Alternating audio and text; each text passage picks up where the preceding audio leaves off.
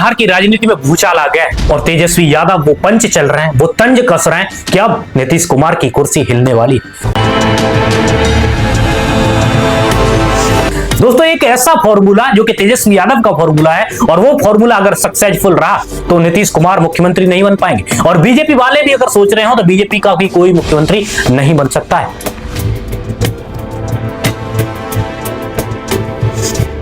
और बीजेपी की central government भी जा सकती है। दोस्तों बीजेपी के लिए बिहार में ये चुनाव अग्नि परीक्षण है और ये अग्नि परीक्षण कितना सही साबित हो सकता है बिहार में वो अब आगे पता चलेगा कि इलेक्शन का रिजल्ट क्या दिखता है, क्योंकि तेजस्वी यादव एक ऐसी चाल चल रहे हैं कि वो चाल बिहार के अंदर बदलाव की लहर ला रही है और वो चाल क्या है वो आज मैं आपको बताने वाला हूं।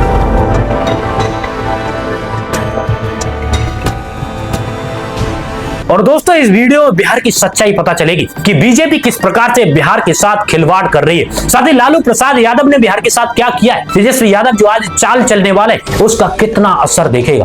दोस्तों ये वीडियो आपको सच्चाई दिखाएगी। सरकार बनते ही 20 दिनों के अंदर अधिनियम बनाएंगे, जिस परिवार में भी सरकारी नौकरी नहीं है तेजस्वी उस हर परिवार को एक सरकारी नौकरी दिलाने का काम करेगा। दोस्तों तेजस्वी यादव क्या ऐसे ही बोल रहे, कुछ तो हो सकता है। तेजस्वी यादव का कहना है कि वो हर घर में सरकारी नौकरी देंगे।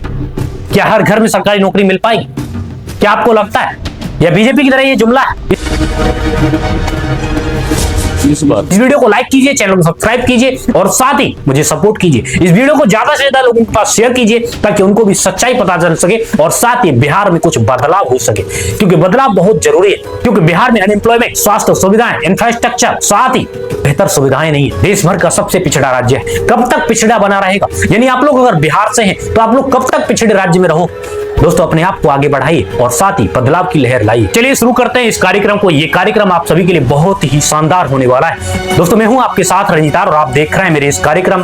तो दोस्तों तेजस्वी यादव बहुत बड़ा एक पेच चलने वाले हैं, यानी ये पेच छोटा मोटा पेच नहीं है, बहुत तंगड़ा पेच है और ये सीधा डायरेक्ट प्रहार करेगा नीतीश कुमार पर और बीजेपी पर। बीजेपी की उल्टी गिनती शुरू हो गई है ऐसा कहा जा रहा है इस बार, यानी कि वहां के लोग कह रहे हैं। ग्राउंड पे बात करें तो ग्राउंड पर लोग जो है 20 साल से परेशान है। तेजस्वी यादव से कह रहे हैं कि वो नीतीश कुमार से परेशान है, लेकिन तेजस्वी यादव ने भी ऐसा पंच चल दिया, ये पंच नीतीश कुमार को उखाड़ फेंक देगा और ऐसे ही नहीं फेंकेगा, ये नीतीश कुमार को ऐसे फेंकेगा कि नीतीश कुमार कभी वापस लौटेंगे ही नहीं। सरकार बनते ही 20 दिनों के अंदर अधिनियम बनाएंगे, जिस परिवार में भी सरकारी नौकरी नहीं है तेजस्वी उस हर परिवार को एक सरकारी नौकरी दिलाने का काम करेगा।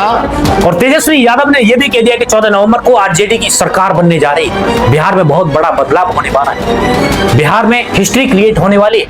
दोस्तों तेजस्वी यादव क्या ऐसे ही बोल रहे, कुछ तो हो सकता है। दोस्तों 2024 में अखिलेश यादव ने जिस प्रकार से यूपी के अंदर जो चाल चली उसी प्रकार की चाल आज तेजस्वी यादव बिहार के अंदर चलने जा रहा है।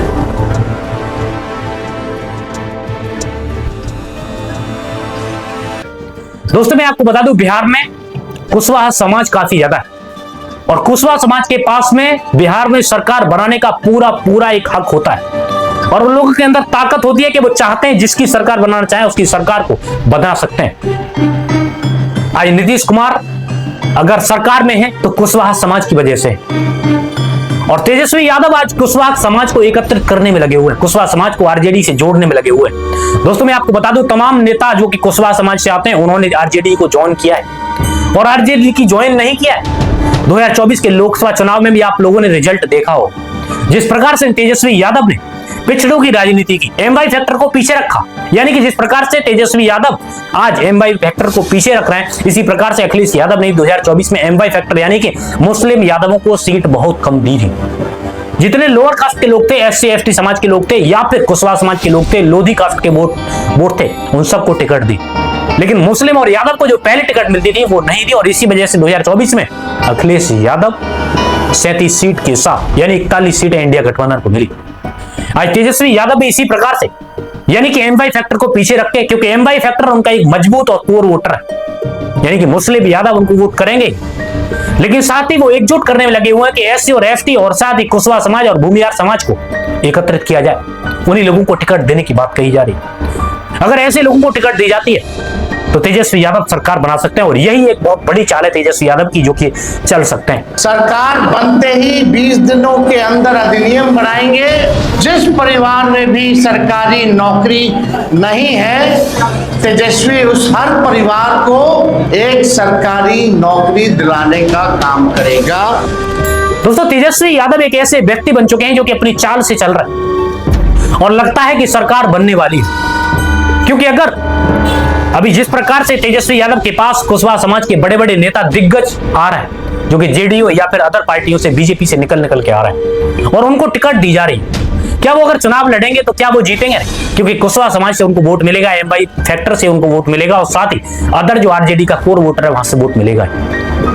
ऐसे ही अगर बात करें भूमिहार जो कि काफी ज्यादा एक तंगड़ा इफेक्ट डालता है बिहार के अंदर, बिहार की राजनीति में। नीतीश कुमार के पीछे अगर किसी का साथ रहा है या फिर चिराग पासवान के पीछे अगर किसी का साथ रहा है तो भूमिहारों का साथ। लेकिन आज तेजस्वी यादव भूमिहारों को टिकट दे रहे हैं, यानी कि भूमिहारों को आगे बढ़ाना है, यानी कि भूमिहारों के द्वारा जो है तेजस्वी यादव को सपोर्ट किया जाएगा। और जिस प्रकार से बीजेपी के खिलाफ या फिर जेडीयू यानी कि नीतीश कुमार के खिलाफ एंटी इनकम्बेंसी है, क्या इससे आपको लगता है कि बिहार में सरकार डगमगा रही है?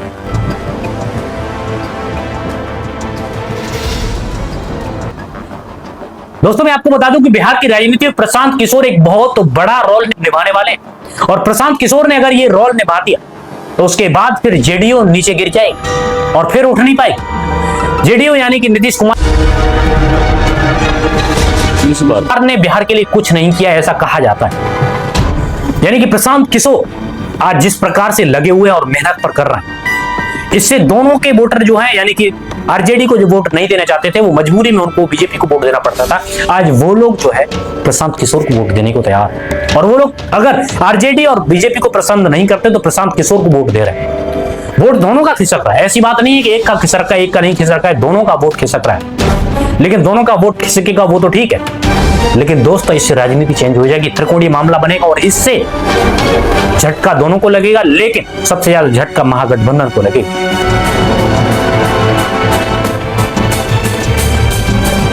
दोस्तों, सीट बंटवारा हो चुका है बिहार के अंदर, एनडीए ने सीट का बंटवारा कर दिया है और ये सीट का बंटवारा बिहार में जिस प्रकार से चिराग पासवान और जीतन राम मांझी को कम सीटें दी गई है, जिस प्रकार की इनकी डिमांड थी उस प्रकार से सीटें नहीं दी। यानी जीतन राम मांझी जो है 7 सीटों पर चुनाव लड़ेंगे जो कि 15 से 20 सीटें चाह रहे हैं। चिराग पासवान 26 सीटों पर चुनाव लड़ेंगे जो कि 50 से 55 सीटें चाह रहे हैं। जेडीयू 101 सीटें लड़ेगी और बीजेपी 100 सीटों पर चुनाव लड़ेगी। दोस्तों, इस प्रकार से इनका सीट बंटवारा हो चुका है, लेकिन आपको क्या लगता है कौन सरकार बना पाएगा? क्योंकि जिस प्रकार से राजनीति आज बदलाव देखने को मिल रहा है, आज बिहार के लोग जो है इंफ्रास्ट्रक्चर, एजुकेशन, एम्प्लॉयमेंट और साथ ही स्वास्थ्य सुविधाएं की बात कर रहे हैं, हेल्थ एजुकेशन की बात कर रहे हैं, डेवलपमेंट की बात कर रहे हैं, ग्रोथ की बात कर रहे हैं। बिहार जिस प्रकार से पिछड़ा राज्य है उसकी बात कर रहे हैं, उनको आगे लगाने की बात कर रहे हैं। तो क्या ये लोग ला पाएंगे? आपको क्या लगता है? क्योंकि जिस प्रकार से बिहार में जो राजनीति की जा रही है वो एकदम लो लेवल की जा रही है और बिहार के लोगों को इस बात के बारे में सोचना चाहिए कि आपका जो बिहार है वो हर चीज में पीछे, लेकिन आप लोग को भाई मेहनत करनी चाहिए और इस चीज में बदलाव लाना चाहिए। और ये बदलाव आप सभी के लिए नहीं, आपके बच्चों के लिए हो, आपके भविष्य को संवार सकता है। तेजस्वी यादव का कहना है कि वो हर घर में सरकारी नौकरी देंगे। क्या हर घर में सरकारी नौकरी मिल पाएगी? सरकार बनते ही 20 दिनों के अंदर अधिनियम बनाएंगे जिस परिवार में भी सरकारी नौकरी नहीं है तेजस्वी उस हर परिवार को एक सरकारी नौकरी दिलाने का काम करेगा। क्या आपको लगता है या बीजेपी की तरह ये जुमला है? क्योंकि नरेंद्र मोदी ने भी हर साल 2 करोड़ लोगों को रोजगार देने की बात कही थी, लेकिन आज तक कभी 2 करोड़ लोगों को 11 साल में भी नहीं मिला रोजगार। तेजस्वी यादव ने 2500 रुपए हर महिलाओं के खाते में डालने की बात कही है, 30-30 हजार रुपए हर महिला के खाते में डालने की बात कही है। क्या मिल पाएंगे? क्योंकि नरेंद्र मोदी ने भी 15-15 लाख रुपए हर व्यक्ति के खाते में आएंगे ऐसा कहा था, लेकिन क्या किसी के में आए? सरकार बनने के बाद आज तक नहीं आए। दोस्तों, इस प्रकार से बयानबाजी की जा रही है। क्या आपको लगता है कि ये राजनीति आज जिस प्रकार की चल रही है, क्या ये इसमें कुछ बदलाव हो पाएगा? क्या बिहार का बदलाव हो पाएगा? बिहार का बदलाव बहुत ज्यादा जरूरी है। प्रशांत किशोर अपनी ताकत लगा रहे, तेजस्वी यादव अपनी ताकत लगा रहे, राहुल गांधी अपनी ताकत लगा रहे, साथ ही बीजेपी अपनी ताकत लगाने में लगी हुई है। इधर जेडीयू यानी कि नीतीश कुमार और चिराग पासवान, जीतन राम मांझी लगे हुए हैं। क्या होगा बिहार में? बिहार की सियासी जो लड़ाई है वो बदल चुकी है। सियासी लड़ाई में आज जोर आ गया है, मेहनत लग रही है, लोग लगे हुए ताकत लगा रहे हैं अपनी सरकार बनाने में। दोस्तों आपको क्या लगता है बिहार में किसकी सरकार बनेगी? अगर जिसकी सरकार बनेगी आप लोग कमेंट बॉक्स में बताइए। वीडियो को लाइक करो, चैनल को सब्सक्राइब करो, इस वीडियो को ज्यादा से ज्यादा शेयर करो। दोस्तों मिलता हूं आप सभी से एक वीडियो के साथ, तब तक के लिए जय हिंद, जय भारत, वंदे मातरम।